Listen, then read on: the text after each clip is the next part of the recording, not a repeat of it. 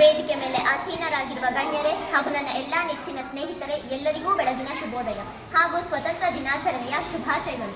ಈ ಸಂದರ್ಭದಲ್ಲಿ ಸ್ವತಂತ್ರ ದಿನದ ಕುರಿತು ಮಾತನಾಡಲು ಬಯಸುತ್ತೇನೆ. ಉಸಿರಿರುವ ತನಕ ಭಾರತೀಯರೆಂದು ಬೀಗು, ಕೊನೆ ಉಸಿರಿರುವ ತನಕ ಒಂದೇ ಮಾತರವೆಂದು ಕೂಗು. ನಿಮ್ಮ ದೇಶವು ನಿಮಗಾಗಿ ಏನು ಮಾಡಬಹುದು ಎಂದು ಕೇಳಬೇಡಿ, ನಿಮ್ಮ ದೇಶಕ್ಕಾಗಿ ನೀವು ಏನು ಮಾಡಬಹುದು ಎಂದು ಕೇಳಿ ಎಂದು ಜವಾಹರ್ಲಾಲ್ ನೆಹರು ಅವರು ಹೇಳಿದ್ದಾರೆ.